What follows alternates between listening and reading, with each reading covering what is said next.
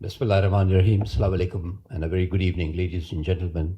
First and foremost, the Inspector General Police, Mr. 𝐒𝐤𝐫𝐚𝐣𝐮, Senator Ali, Madam Chancellor, Mr. 𝐒𝐤𝐫𝐚𝐣𝐮, the brigadiers, both of them spoke so eloquently, Brigadier Tariq and Brigadier Haris.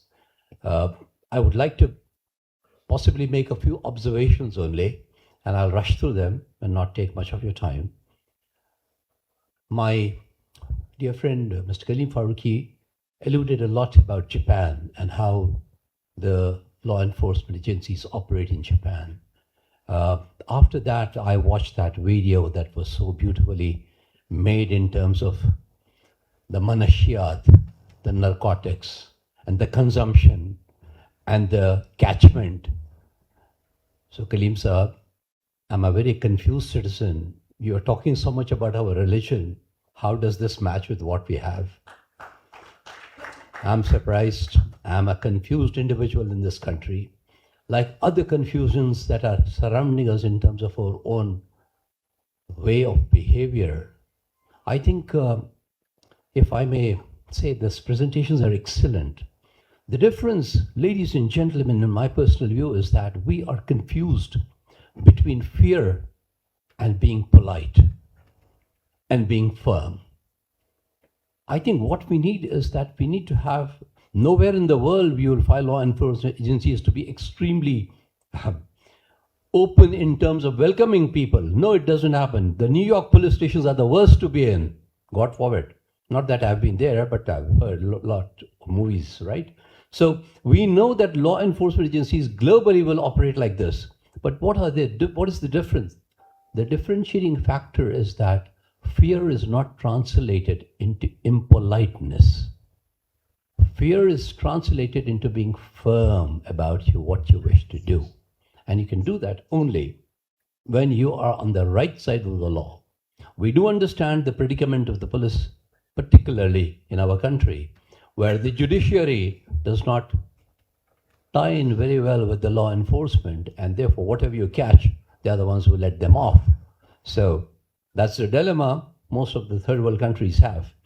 That's one area that I thought that, I would leave it as a food for thought for all of us to think about it, that how do we go about doing it? The other area which is of importance is that is security something that should be very visible and everybody should know that there is security here?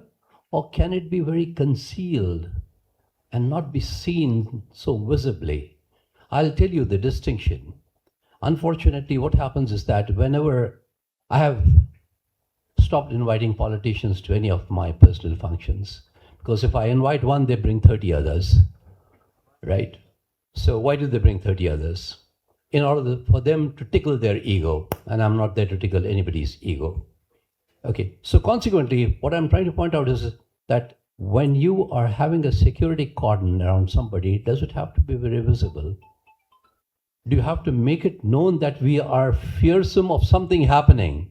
Those who are visiting the country for the first time, when they see this kind of cordon, they get upset. That's exactly what's happening. Okay, we had a tank parked right across Sheraton about 15 years back. There was a tank there. And every single visitor of mine from overseas used to come and ask me, why is a tank there? You're expecting something. I said, no, they're parked forever. Forget it. They'll not do. They have no firearms. It's just for people to be fearsome that there's a tank out here. Difficult to convince. Okay. The reason I'm pointing this out is that when I'm traveling on the road, I'm a taxpayer of this country. Okay, I'm going at a certain speed. And then somebody from the sides and behind comes and overtakes me and then points a gun at me that move. Somebody is following you who's more important than you because he has paid more taxes maybe. Can't you stop that? Can't you stop that behavior of those people who have these gun-toting individuals sitting behind in their cars and disturbing ordinary citizens and threatening them literally with their guns pointed towards them? How can they do that? This is which spoils the image of the country.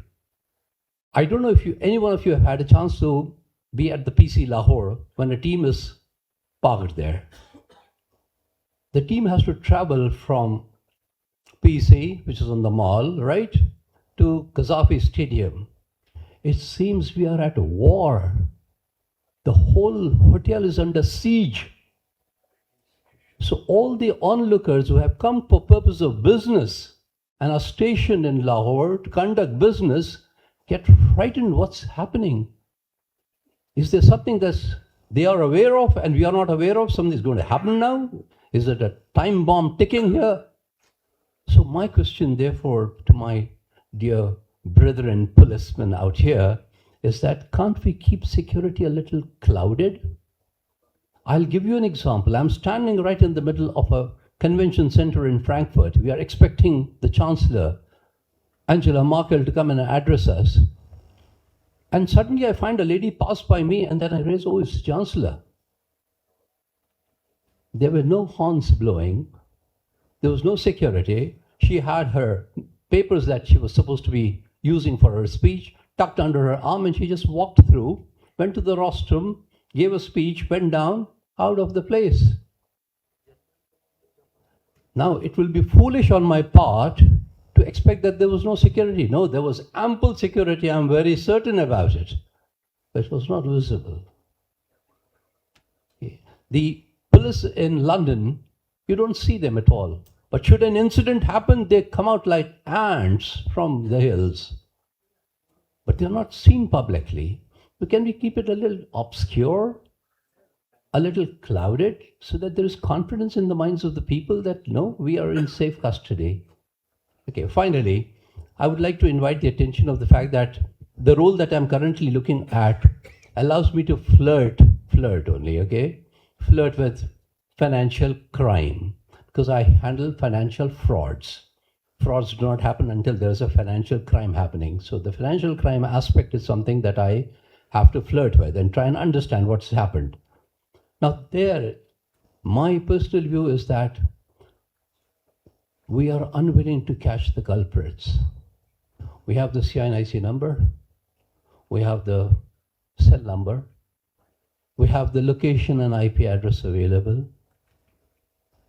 So what's the difficulty in catching? The coordination that's needed between law enforcement, between PTA, and between Nadra is all that is required. If the three were to converge and agree on course of action to take against individuals identified, it will be a very easy aspect. We are, Kaleem Sahab, the difference between us and Japan is that we are also a can-do people, but we are not a will-do people. The willingness is lacking on our part, ladies and gentlemen, that's my view. And as a student of management, let me tell you something that I would like to share with you. Some of my predecessors who spoke from here have used the plural form of man and have referred to men being more important than anything else. Men behind the guns, right? I have a different opinion. I refer to only one man makes the difference, only one. You don't need two. Why? There is only one Lee Kuan Yew. There is only one Mahathir. There is only one Xi Jinping. There is only one Sheikh Zayed.